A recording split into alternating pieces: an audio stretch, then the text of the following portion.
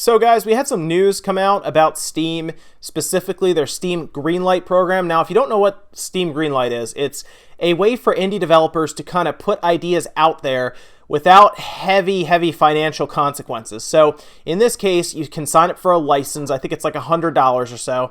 And then you can just start putting games onto Steam Greenlight and people can vote for it. So fans will vote and say, hey, this game's pretty cool.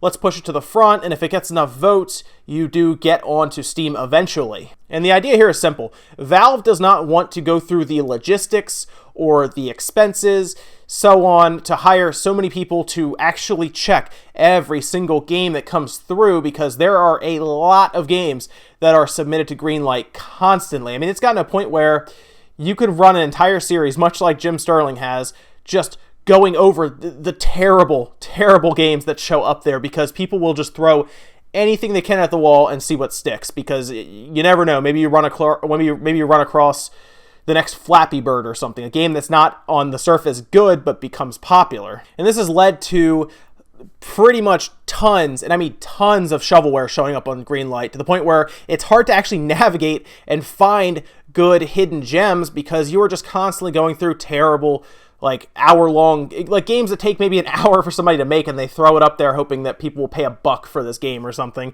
and then you just hope people vote it, and then you get in. Because once you get onto Steam, that's where Valve actually puts it up there, and people can just start buying it, and it's much easier at that point to make money from it. You have to pass this Greenlight process first. People just hope they get lucky. So, so many games a week come from one person just trying to get this done. And I think it's just become obvious to Valve that if there's no consequence for putting up games, because remember, you only have to pay a one-time fee to then start posting on Greenlight. If there's no consequence for every time you post, people will just keep doing that. They're just going to keep posting. So what Valve has done now is they're getting rid of Steam Greenlight completely, and it's going to become Steam Direct is what they're calling it. And Steam Direct is simple.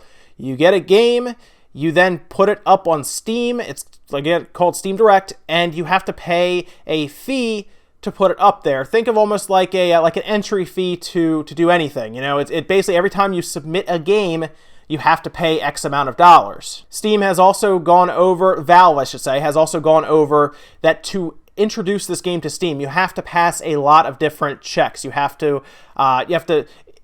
submit tax information, for example. Basically that, you have to submit like identification, everything, a lot of stuff you would need, they said, to open, for example, a bank account.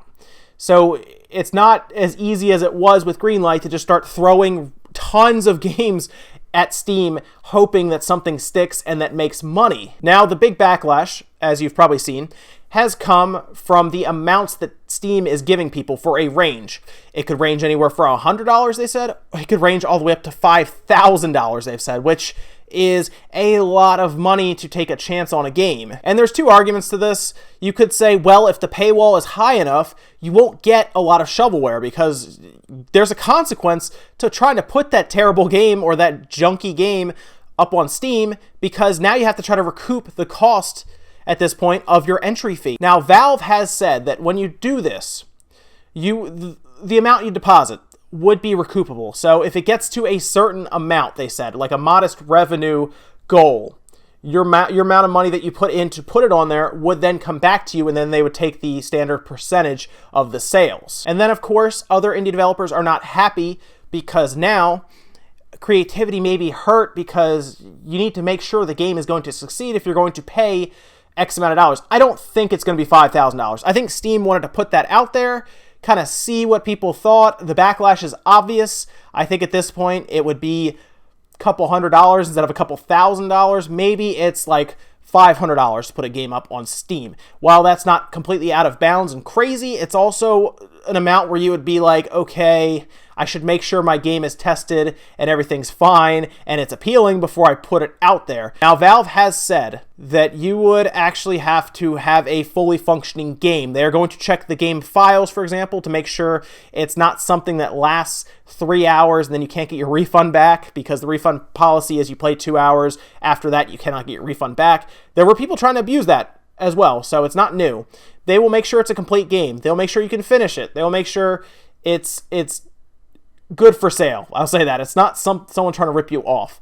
And again, I assume that money goes into that process. They will get less traffic, less games coming in, because now it costs money to put this game out, and not a small amount of money, a substantial amount of money every time you want to submit some kind of game.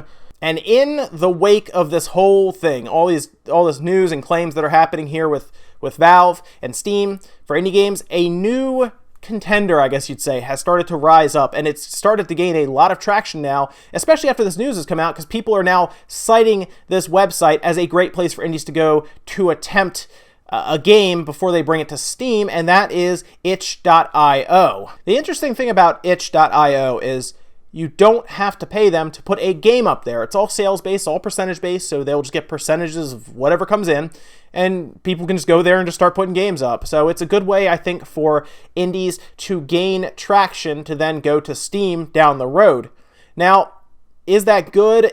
Probably. However, keep in mind, you're going to have a lot of junk that shows up there, much as what Steam has been trying to fix. So keep an eye on itch.io. It seems like a good place to start, or even just to judge if there's interest in your game, because if it takes off there's a good chance it'll take off on Steam, and maybe it's worth doing that. Now, the other thing with that is people will probably start crowdfunding to then get on Steam now, so you will see Kickstarters that then get you onto Steam. So let me know what you guys think about this whole thing with Greenlight. Maybe it doesn't affect you at all because you're not a big indie gamer, maybe you don't use Steam much, but I think it's kind of a big deal for PC gamers, because PC has always been a place for creativity in games.